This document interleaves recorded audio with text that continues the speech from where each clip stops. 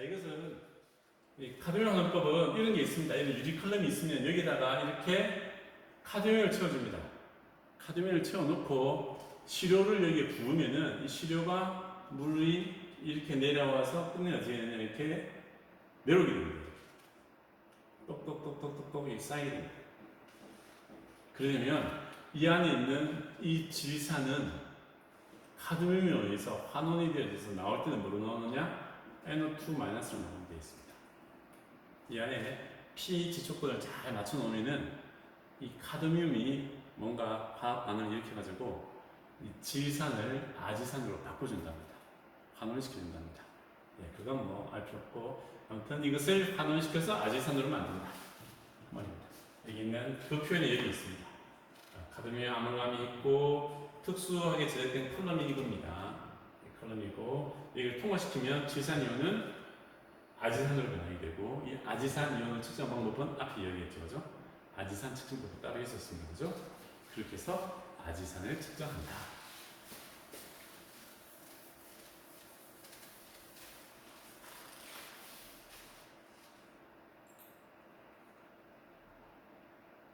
그 다음에 총질소.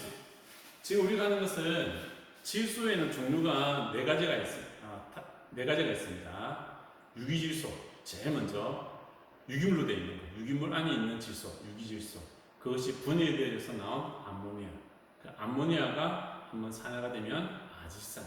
그것이 한 번 더 산화가 되면 질산이 됩니다. 여기에 대해서 분석하는 방법을 지금 배웠습니다.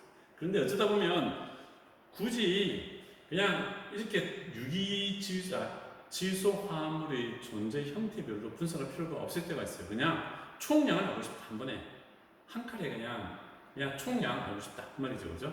그럴 때는 어떻게 하면 되느냐. 그래서 이것들을 다 합친 것을 총질소로 하고 이걸 재겠다 말입니다. 실제로 이걸 측정하지 말고 각각을 재고 이걸 다 더해도 됩니다. 다 더해도 되는데 각각을 잴 때 이거 잴 때의 측정 오차, 이거 잴 때의 측정 오차, 측정 오차, 측정 오차가 있으면 네 개를 다 합치면 오차가 커지겠죠, 그죠? 그렇기 때문에 아예 그냥 한 번에 질소 함수를 다 재겠다. 이때 사용하는 방법은 바로 뭐냐? 이 말이야. 물 속에 존재하고 있는 물 속에는 당연하게 암모니아도 존재하고 아지산, 그다음에 질산, 그것도 유기질소도 있습니다. 네 가지가 다 존재해요, 물 속에는. 다 존재하는데 이걸 갖다가 한 번에 측정한 방법 뭐냐? 과황산을 넣어줍니다. 앞에는 무엇을 넣어주느냐? 황산을 넣어줬습니다. 유기질소에다가 황산을 넣어주면은 이게 산화가 되어져서 뭐 370도였나요? 온도를 높게 해서 막 끓이면 이 산화가 되어서 암모니아가 다 됐어요. 암모니아. 그래서 암모니아 측정법으로 이걸 쟀습니다. 그죠? 이제는 뭘 넣느냐? 넣어주는 게 광산입니다. 그러니까는 황산만 넣어주면 암모니아로 되니까 끝내 지는 게 뭐냐? 유기질소, 암모니아 이것도 묻혀요. 그 밑에 단계에 있는 아질산이나 질산을 잴 수가 없습니다. 그러니까 아예 과황산을 넣어줘요. 그럼 어떻게 되느냐? 이 물 속에, 이 시료 속에 유기질소와 암모니아와 아질산, 질산이 있으면 여기다가 과황산을 확 넣어줘버리면 이것들 어떻게 되느냐? 전부 다 엄청나게 산화가 됩니다. 아까 같은 경우는 유기질소가 황산에 의해서 암모니아로 산화가 됐죠. 그런데 과황산을 넣으면 과합니다. 아주 과하게 산화가 일어나서 유기질소가 암모니아로 됐다가 이 암모니아가 아지산으로, 아지산이 질산으로 산소가 다 붙어버려요. 그래서 모든 게 유기질소도 질산, 암모니아도 질산, 아지산도 질산, 질산은 그대로 있습니다. 그래서 끝내는 남는 게 뭐냐? 이 물 속에는 네 가지 존재 형태의 질소가 전부 다 질산으로만 존재하게 됩니다. 그러면 저희는요, 이 질산을 측정합니다. 질산을 측정 방법은 앞에 많이 설명이 드렸죠, 그죠? 질산을 일반적으로는 이제 카드뮴 환원법이라고 하는 그 방법을 통해서 질산을 측정하게 됩니다.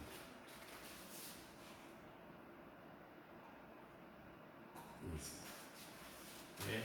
이 과정은 뭐냐? 이 과황산이라는 게 황화, 황산으로 끝내는 이게 이게죠. 이 황이 몇 가냐면 여기서는 플러스 7가입니다. 플러스 7가. 플러스 7가인데 황산이 되면은 이게 몇 가냐? 알고 있죠? 이게 산이 마이너스 2가 4개인데 전체가 마이너스 2가니까 이건 몇 가입니까? 플러스 6이 되어야 되겠죠. 그렇죠? 그러니까 이 황이 7가에서 6가로 황운이 되면서 이제 전자를 빼뜨렸죠. 그죠?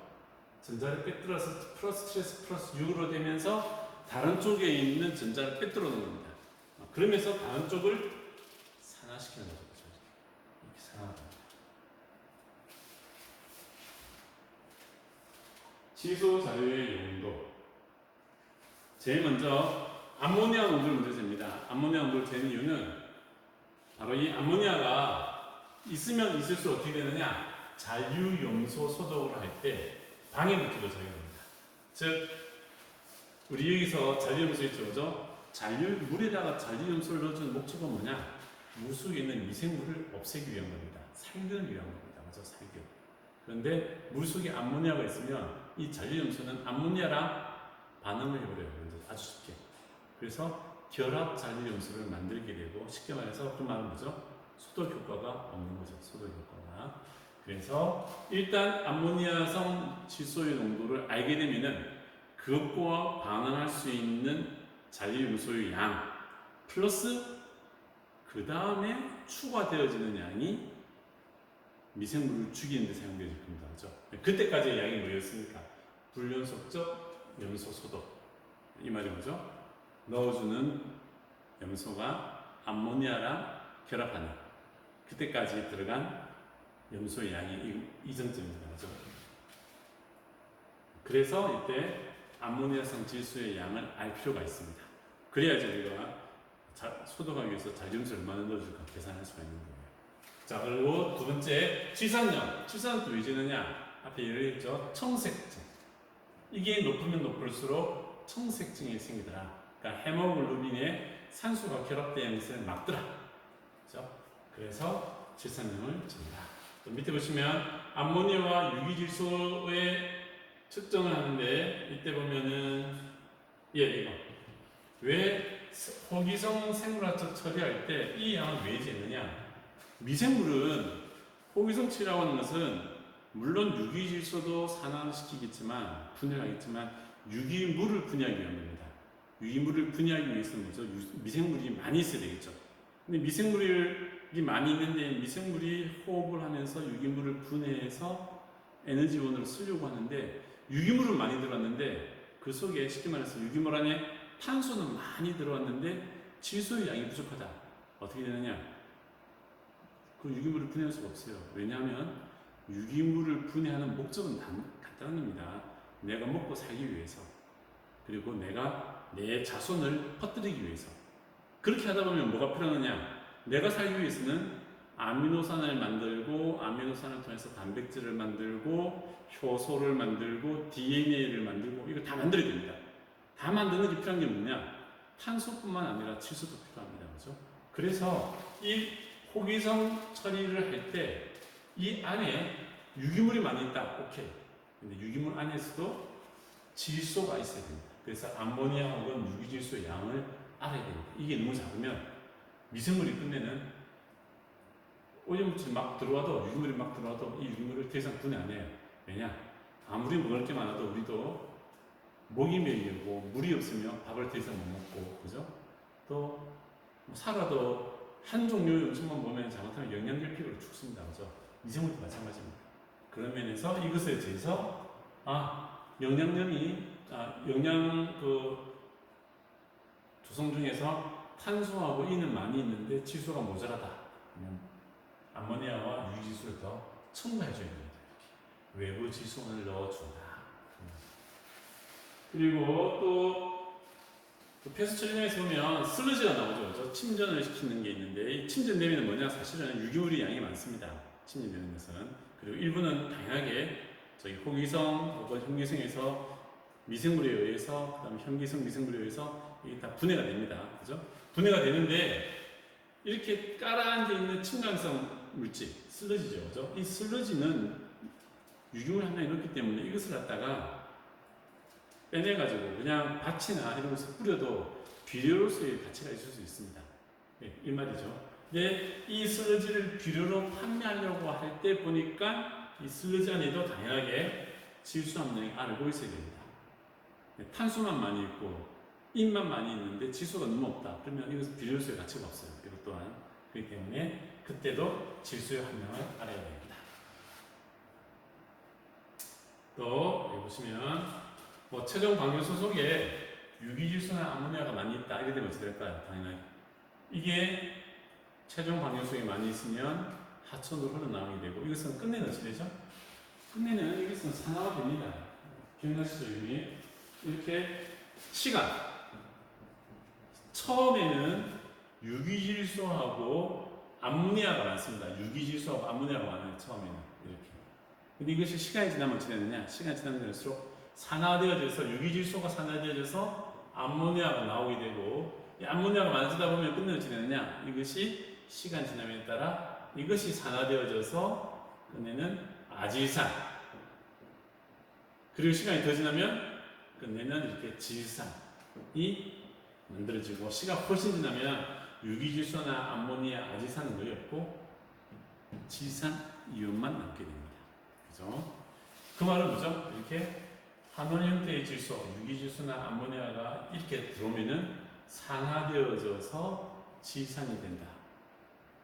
이때 문제는 뭐죠? 산화된다는 말은 여기에 산소가 이쪽으로 결합해야 됩니다. 산소가 결합하기 위해서는 산소가 어디서 오겠습니까? 물 속에 있는 산소를 사용해야 되겠죠. 물 속에 있는 산소가 고갈됩니다. 물 속에 있는 산소가 없다는 말은 빈산소가 되고 무산소가 되고 그 사옥에 살고 있는 생물이 죽을 수밖에 없습니다. 그렇기 때문에 하천 오염 관리 계획에 아주 꼭 필요하다. 여기에 유기질소나 암모니아가 얼마나 많이 있는지 알아낼 필요가 있습니다. 알겠습니까?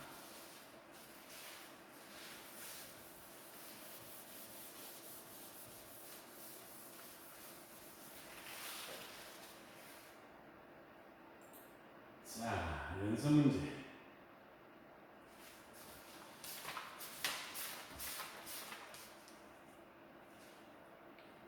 자, 이 그림 보면 알겠죠? 이게 산소 농도가 줄어들고 있습니다. 그 말은 뭐죠? 산소가 소비되고 있다. 즉, 질산화가 일어나고 있다.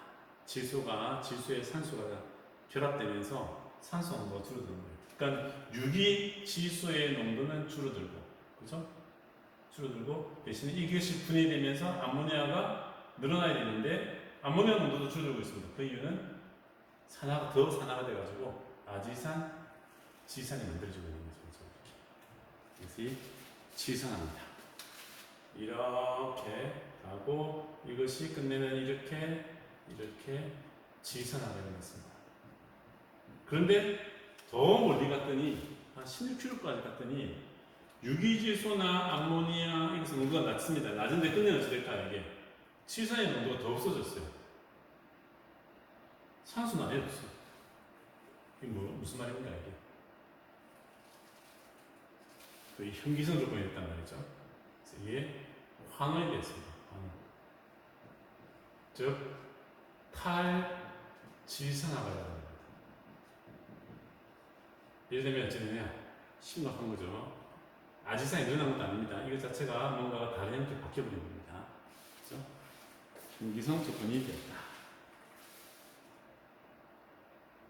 자, 25-4 이것은 조금 전에 제가 한번 그림 그려줬습니다. 책에도 나옵니다. 이것은 책에도 나오는 문제고, 자, 그 다음에 25의 6 이것은 696페이지 696페이지를 보시면 되고, 이것도 페이지 694 책에 다 나오는 내용입니다. 그래서 이거 따로 설명하지 않겠습니다. 그 다음에 10번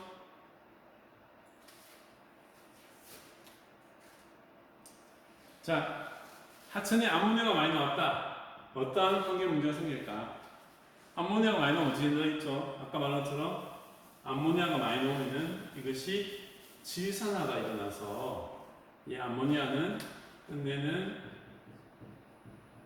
아질산, 질산 이렇게 질산화가 일어나면서 산소를 고갈시킵니다. 그리고 또한 또 문제가 뭐가 있느냐? 암모니아는 독성이 있습니다. 그래서 독성이 있어서 어류에 독성이 있어서 어류 사원을 감소시킬 수가 있습니다.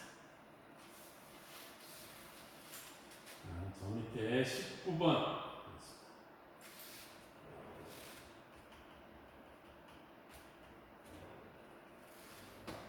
자, 여기서는 농도 변화에 대해서 한번 이야기해 보겠습니다.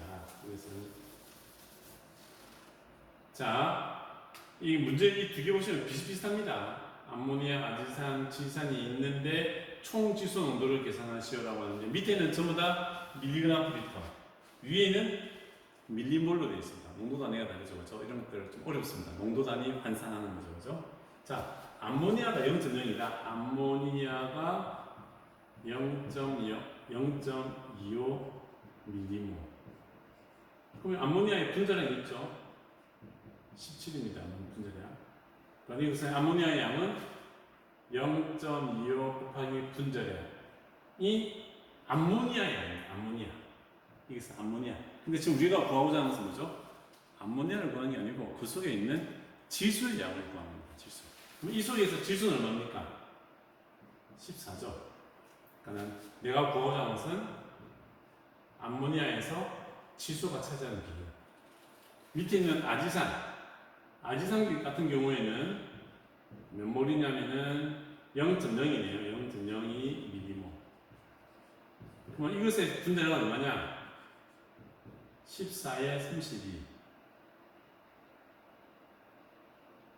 14에 32니까 46이네요. 46.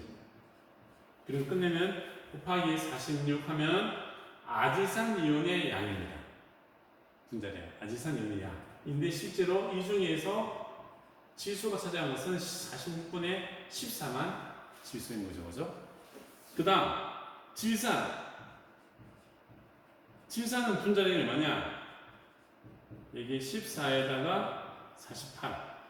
60이네요. 62. 분자량이. 이것이 0.75 밀리몰이니까 이것 곱하기 분자량. 그 다음 이 중에서 질소가 차지하는 양. 그 다음 유기질소는 단위가 밀리그램으로 되어 있네요. 벌써 이렇게. 그죠? 유기질소, 오게닉 질소는 벌써 1.3mg per L로 되어 있습니다. 그러면 이것을 다 더하는 거죠. 다 더하면 되는데 봐보세요 한번. 이거 다 없어져 버립니다. 이렇게. 없어져 버리니까 끝내는 뭐냐? 끝내는 몰 농도를 다 더하고 여기다가 14만 곱하고 그 다음에 유기질소의 농도만 이렇게 대해주면 됩니다.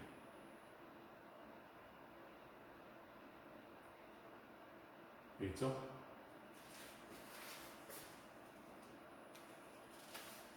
자, 그 다음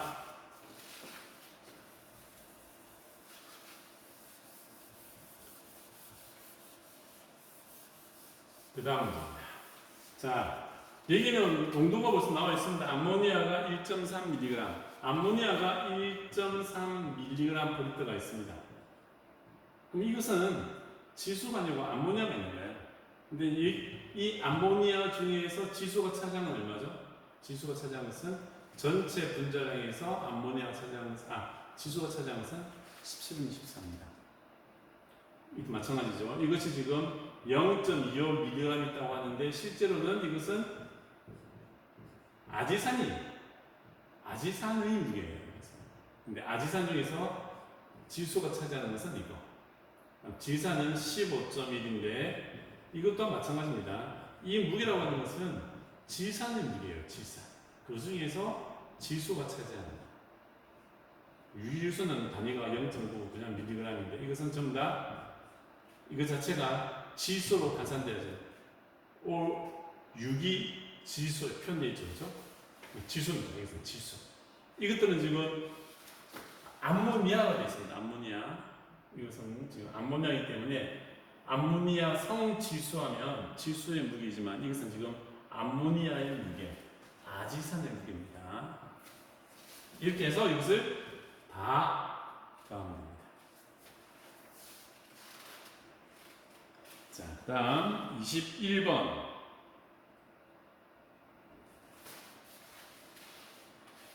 자, 21번은 넘어가겠습니다. 자, 그 다음에 고용물.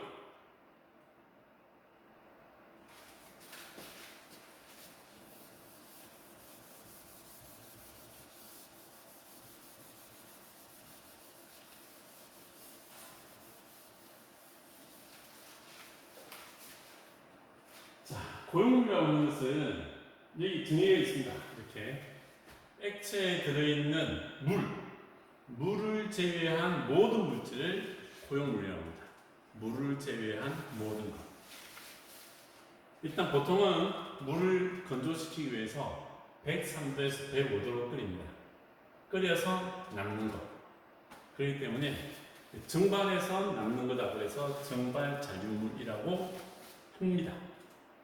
그러니까 이렇게 되면 어떻게 될까요? 어떻게 보면 물에다가 물 속에 벤젠이 있는데 분명히 물 속에 벤젠이 있는데 이 벤젠은 분명히 있긴 있는데 끓이면 어떻게 되죠? 물도 날아가고 벤젠도 날아가고 특징이 상당히 불안합니다. 그렇죠? 이거 어떻게 될까? 이것을 뒤에 보면 휘발성 유기물이라고 또 별도의 용어가 나옵니다. 별도 용어가 있으면. 자, 그러면 예를 들어서 그럽니다. 콜라도 보면 그 안에 이산화탄소가 있습니다. 그것도 사실은 고용물. 물에 있지 않는 그것은 다 고용물이다. 근데 보통 정의는 이제 밑에 있는 이겁니다. 이거 증발 잔류를 해야 됩니다. 그래서 그걸 고용물로 합니다. 자, 보통 다 무게분수입니다. 증발시키고 가열하고 하는 거기 때문에 무게분수를 하게 된다. 자, 용존 고용물과 부유 고용물. 물 속에 있는 고용물들은 총 고용물이라고 하고 토탈. 그리고 그 고용물 중에서 물에 녹아 있는 거, 물에 녹지 않고 떠 있는 거, 이 두 가지로 나눌 수가 있습니다. 예를 들어서 해수 바닷물 같은 경우에는 여러분들이 아무리 여과를 해도 그 안에 소금이 킬로그램당 바닷물 1kg당 소금이 한 30g, 35g 있는데 그거 아무리 여과해도 여과 안 됩니다. 왜냐하면 그 소금은 녹아 있습니다. 하지만 그것을 갖다가 염전해서 바닷물을 증발시키면 어떻게 되죠? 소금이 남죠. 그때 그 남는 소금은 뭐냐? 바로 용존 고용물입니다. 알았죠? 그리고 대신에 부유물이라는 것은 눈에 보이는 것, 뭔가 떠 있는 것, 여과를 했을 때 걸러지는 것, 그것을 부유 고용물이라고 합니다. 이때 나누는 기준은 2마이크로미터 혹은 이보다 더 작은 필터를 통과할 수 있는 것은 용존, 아닌 것은 걸러지는 것은 부유. 그래서 이 장에 쓰면 생각보다 계산하는 것도 한번 나왔는데 계산은 아주 간단합니다. 아주 간단한데 용어가 아주 많아요. 고용물, 아까 위에서 말한 것처럼 일반적으로 103도에서 105도에서 끓였을 때 증발자주물, 남는 증발자주물을 고용물이라고 합니다.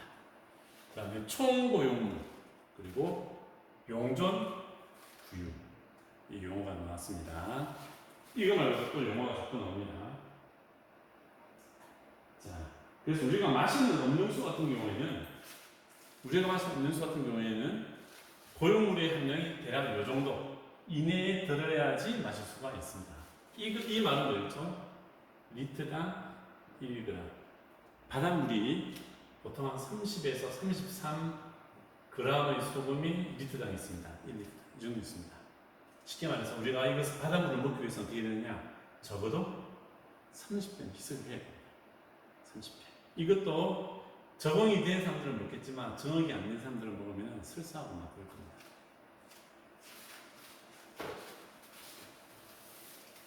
자, 용존 고용물. 이 양이 증가하면 증가할수록 경도도 증가할 수가 있습니다. 그러니까 뭐 예를 들어서 마그네슘, 그죠? 칼슘 이러한 이가 유원의 농도가 높아지면 높아질수록 그것도 용존되어 있기 때문에 그것도 고용물입니다. 용존 고용물이고 이가 양염의 농도가 높아지면 그것은 경도를 일으킨다. 라고 지난번에 배운 적이 있습니다. 자, 그 다음에 여기에 오케이.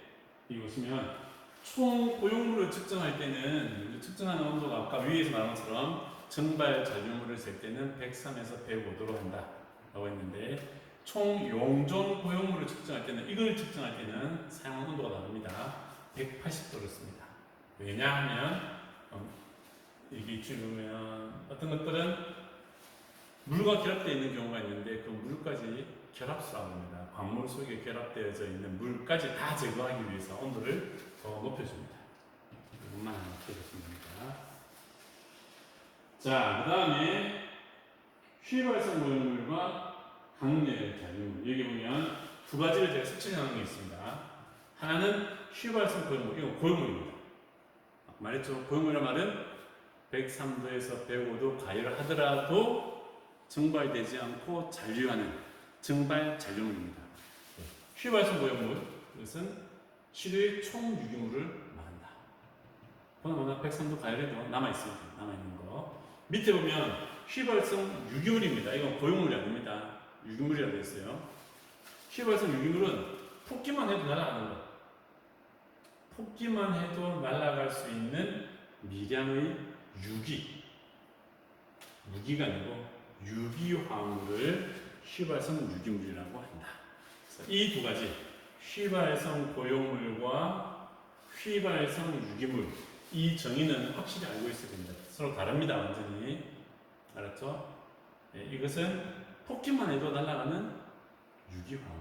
아까 말한 벤젠, 핵산 이런 것들은 끓이지 않고 그냥 폭기만 하고 계속 놔두면 날아가 버립니다. 그것들은 휘발성 유기물.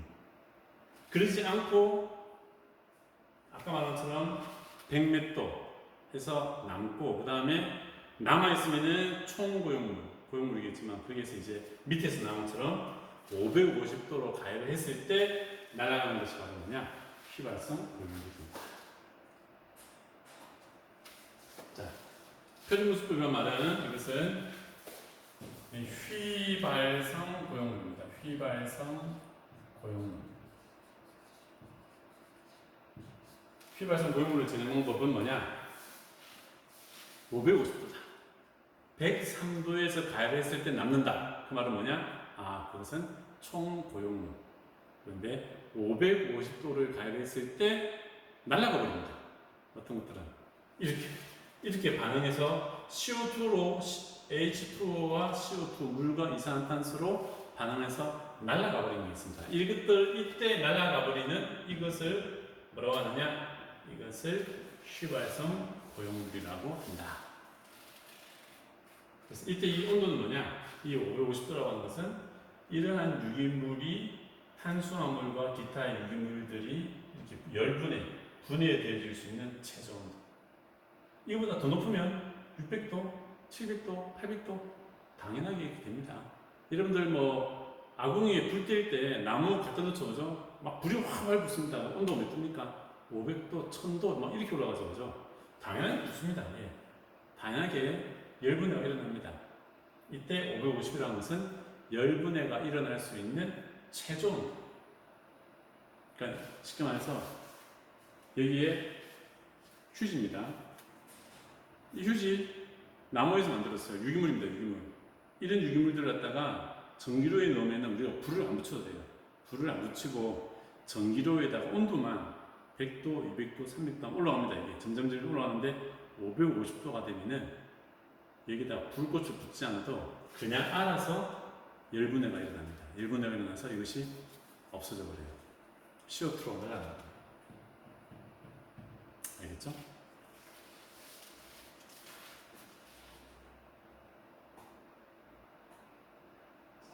그리고 대부분에는 이렇게 유기물이 열분해돼서 날아갈 때 무기염들, 유기물 말고 무기염들은 주로 날아가지 않고 그대로 안정화되어 있습니다. 예외적인 게 뭐 탄산 마그네슘이 예외적으로 이것보다 더 낮은 350도만 돼도 날아가더라. 그런 예외가 있긴 있습니다. 자,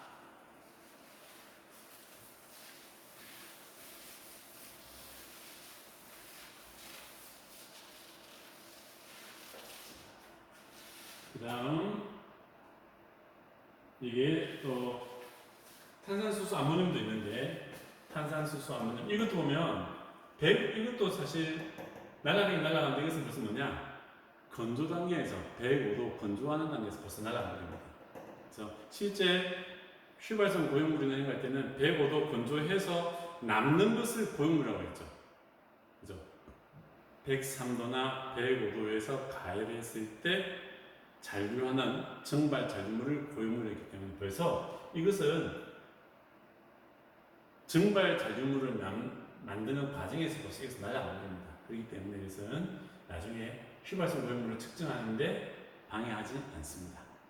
미리 벌써 날아버렸기 때문에 그래서 550도로 올리기도 이전에 고용물 단계에서 벌써 이건 없어집니다.